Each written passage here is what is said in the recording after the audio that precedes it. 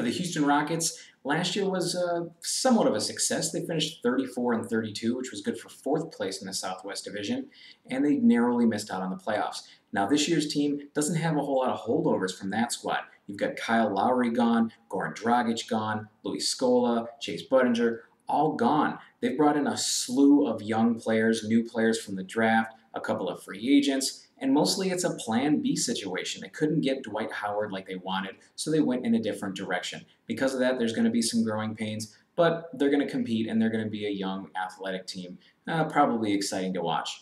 Let's look at their starters. At point guard, you've got Jeremy Lin, a guy that came over from the New York Knicks. Doesn't have a whole lot of history as a starter, only 25 games last year. When he was able to get in there, he produced very well. Coming to a Houston team that doesn't have nearly as much talent, it's going to be interesting to see just how well he performs. At shooting guard, you're going to have Kevin Martin. He's not going to be there very long this year. He doesn't fit into their youth movement. He's in a contract year, can't score the ball nearly as well as he used to, and he's a volume shooter. They're not going to need another guy who's going to go out there and shoot 40% from the field. Small forward Chandler Parsons doesn't have an elite skill, but he's pretty good at a little bit of everything. He fits in well for this team as kind of a catch-all, someone who can play a little deep, rebound a little bit, shoot the three. You know, he does a little bit of everything. At power forward, Patrick Patterson, another young guy out of Kentucky, 6'9" forward.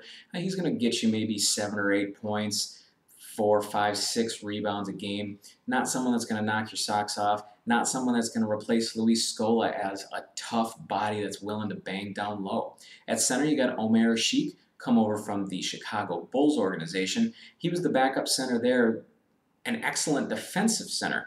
Offensively, very challenged, very raw. He's going to need to do a lot of work to improve in that area. And as a starting center, if your team needs you, you got to be able to score the ball. He needs to work on his hands. Let's look at the bench. At point guard, you've got Sean Livingston.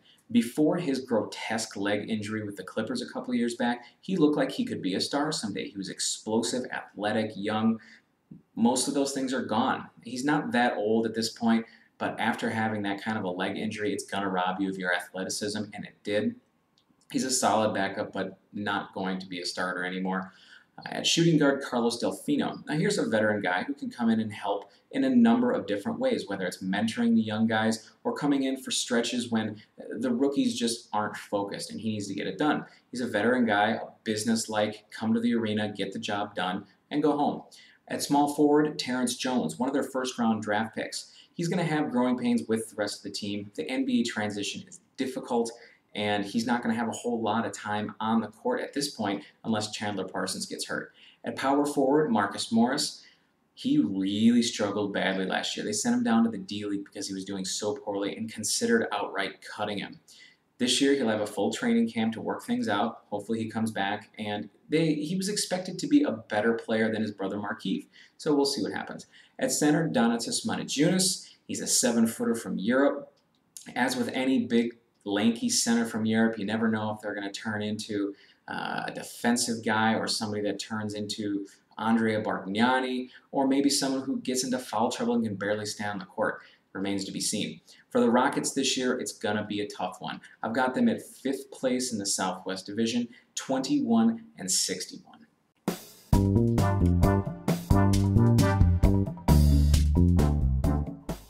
For the New Orleans Hornets, last year was good news and bad news. The bad news is they finished 21-45, which was dead last in the Southwest Division. But the good news, they won the NBA draft lottery and got a franchise center in Anthony Davis. This year, their team's going to look a lot different. They lost Chris Kaman, Marco Bellinelli, Jarrett Jack, Trevor Ariza, Emeka Okafor. That could be their starting 5. This year, let's take a look at their starters. Point guard, Grievous Vasquez. He's a decent point guard, somebody who's going to do a good job of taking care of the ball, maybe a 2.5 to 3-to-1 assist-to-turnover ratio. They'll be happy with him. He's not going to go out there and put up 15, 20 points a game, but he'll get you 10 points and 6 and 7 assists. That's not bad. At shooting guard, Eric Gordon. If he stays healthy, he can be an elite shooting guard in the NBA. I wouldn't be surprised to see him put up 25 points per game if, and it's a big if, he can stay healthy all year. At small forward, you've got Al-Farouq Aminu. He's not a guy who's going to get you a whole lot of points, but he's going to go out there and work hard, compete on the defensive end. At 6'9", he's big for a small forward. He can get you some rebounds. Last year, 2 of his last 5 games, he had double-digit rebounding numbers. He's just kind of okay. He's in there by default at this point. At power forward, Ryan Anderson, the guy that came over from the Orlando Magic in a sign-and-trade deal, he's going to spread the floor so that Anthony Davis can have room to maneuver in the paint. He's an excellent three-point shooter, and at 6'10", he's a big guy. Defensively, he'll probably struggle, but offensively is where he'll make his money. And at center, Anthony Davis. He's the consensus #1 overall pick from this year. Played at Kentucky, a guy who's long, lanky, can block shots, can rebound. He's athletic. He showed with the Olympic team this year that he could play against NBA talent and have some success. I do worry about foul trouble this year with any rookie, especially big men. You're going to have foul trouble. If he can stay out of that and stay on the floor for 34 to 36 minutes a game, they will be ecstatic. Let's take a look at the bench. At point guard, you got Austin Rivers, another one of their first-round draft picks this year. He's not really best suited to play point guard, but it seems like that is what the Hornets are going to have to do with him. Eventually, he could take Vasquez's position as the starter if he falters or gets hurt, but I see Rivers as more of a project. Some people see him as being a starter from day one, but I can't go with that. He doesn't have the experience, and he's not going to until he gets some time in the league. At shooting guard, Xavier Henry, a guy that's, again, so-so. You really want Eric Gordon in there for 38 to 40 minutes a game if you can help it, which means Henry isn't going to get a lot of playing time. If he can go in there and knock down the open shot, they're going to be happy with that. At small forward, you've got Hakeem Warwick. Comes over from the Suns, and he's an uber athletic guy, but he just doesn't do a whole lot else. For somebody that's ridiculously athletic, you would think that he would be better on defense. Maybe he would be able to block some shots, but he is terrible on defense, and he doesn't block shots at all. I don't know if it's a desire issue or what, but it's just not pretty there. At power forward, you've got Jason Smith. Now, he's best known for knocking Blake Griffin to the floor with a vicious shot, and I don't really care for that. If you're a thug, you should be playing hockey, not basketball. But that brings me to the center, Robin Lopez, another guy who's made his name throwing elbows, shoving people to the floor, and not with his actual basketball game. I like the fact that they have a couple of guys that are going to protect the youth on this team. They're going to protect Eric Gordon, protect Anthony Davis, Austin Rivers. But what are they going to do from a basketball standpoint? Can they score or rebound or block shots? Can they defend? These are all questions that are going to need to be answered. If the Hornets can stay healthy, I actually see them as being a surprise team this year. I've got them at 38-44, still 4th place in the Southwest Division, but well on their way back to respectability and back to the playoffs.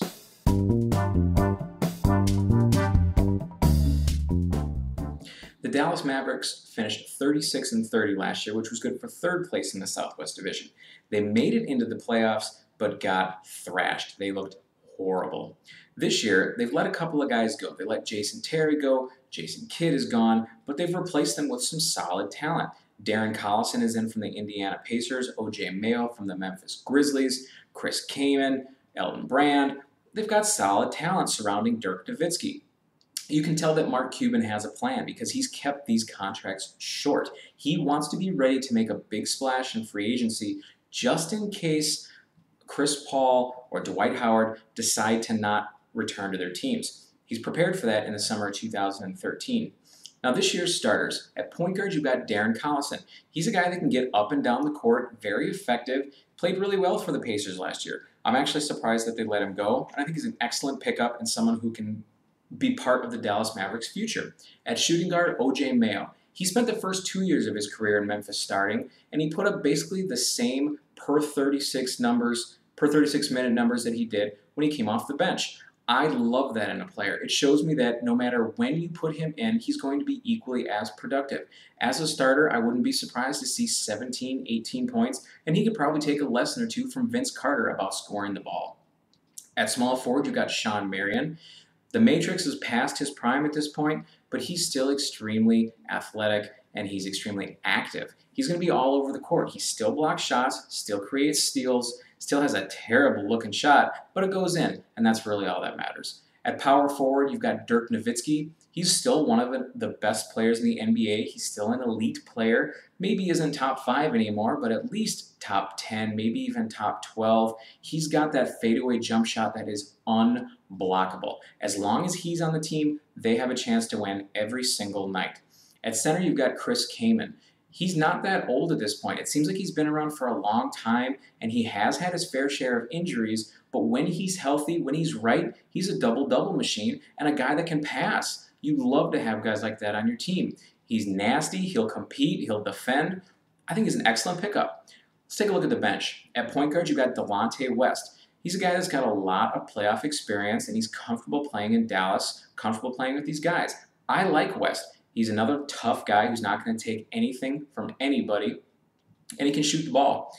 At shooting guard, you're going to have Dante Jones, another one of the pickups from the Indiana Pacers. He's a decent player, somebody that's probably a fill-in, probably an injury insurance for O.J. Mayo. He's not going to make the All-Star team, and he's probably not going to be in their future plans, but he'll be a nice addition for somebody once his contract is up. At small forward, Vince Carter. He'll also fill in at the shooting guard. Carter doesn't have the athleticism that he once had. He can't score the ball nearly as well as he used to, but he's adapted his game. He's moved into the post a little bit more, which is great for him because he's bigger and stronger than most of the opposing shooting guards that he's going to face. He's become a really crafty veteran, and he can still get the ball in the bucket, just not the way that he used to. At power forward, Elton Brand. Brand comes over from the Philadelphia 76ers, where he put together a very solid year quietly. As a backup, I see him putting up between 9 and 10 points, maybe 4 or 5 rebounds, but he's, again, very solid insurance just in case somebody gets hurt. He could fill in at center if need be. He could go to power forward and move Nowitzki over to center if really they had to. Backup center is Bernard James. Not a whole lot to say about James at this point in his career. I don't think he's going to get a whole lot of playing time, to be honest with you. I see Brand getting a lot of the time as the backup center, but as of right now, James is there on the depth chart. For the Mavericks this year, I've got them at 45 and 37, good for third place in the Southwest Division. They're going to get blown out of the playoffs again, but in the summer of 2013, look for them to make a huge splash by signing a max-level free agent.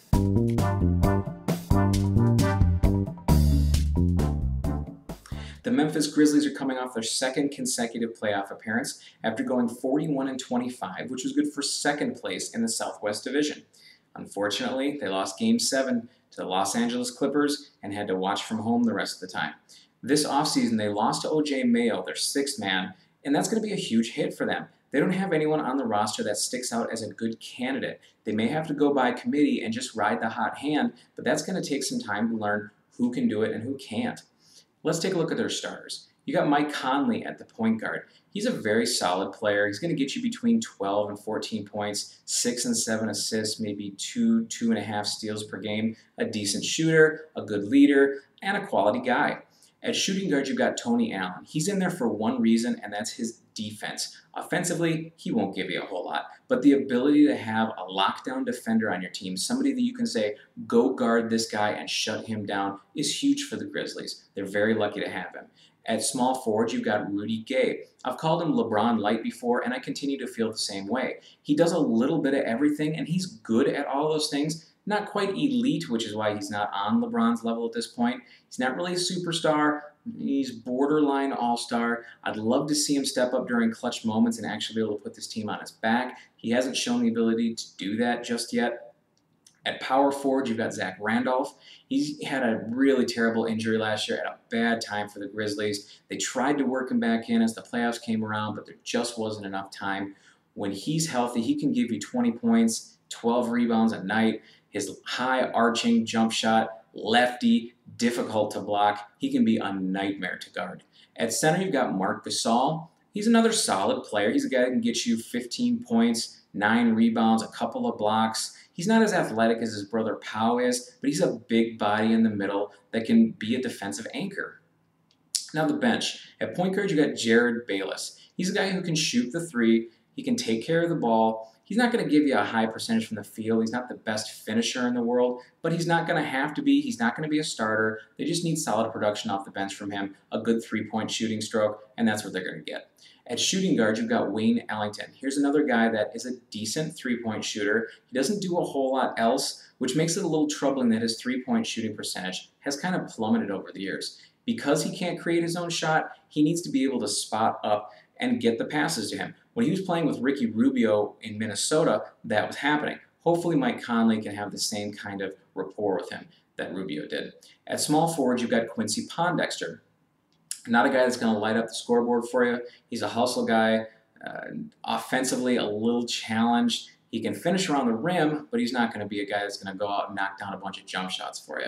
At point guard, Maurice Spates, a big body, can get in there and rebound, hammer, down in the paint, help your team out on defense. And at center, Hamed Haddadi, a guy that didn't play a whole lot, 5-6 minutes a game last year, isn't going to provide a whole lot on the offensive end, but this Iranian is tough. He will fill the paint, he will defend, he will compete, and he will knock you down if he has to. You got to have guys like this on the team, and he's their guy. I'd keep an eye on Tony Roten coming off the bench as well, one of their first-round picks this year. He could nudge Bayless over to the shooting guard, Ellington down in the rotation, and steal some of those minutes.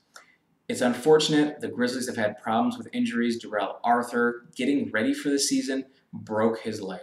It's just brutal. This team could be cursed. I've got them this year going 48-34, getting into the playoffs again, and getting upset again. They just don't seem to have the kind of chemistry and the kind of game to get through the postseason. They're a good regular season team, but they might be turning into the Atlanta Hawks of the Western Conference.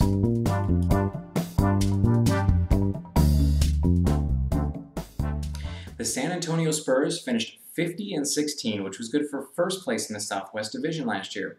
They got into the playoffs hot, winning streak, that 20-game winning streak that led them into a 2-0 lead over the Thunder, but then lost 4 straight. Their role players disappeared. Their big three just could not pick up the slack, and they looked old.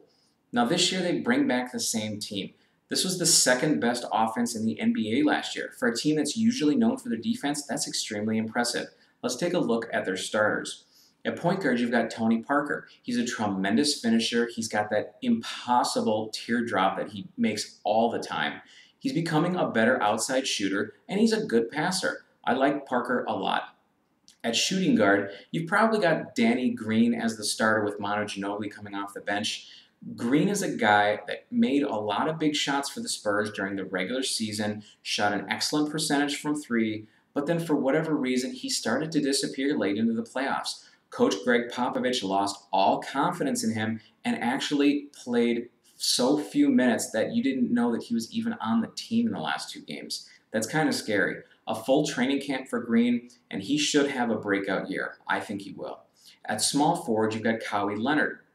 Here's a young, athletic, effort guy who's going to get you 5-6 rebounds, which is great from the small forward position. He makes a good percentage from the three-point land, and he's a guy that Coach Greg Popovich actually does have a lot of confidence in.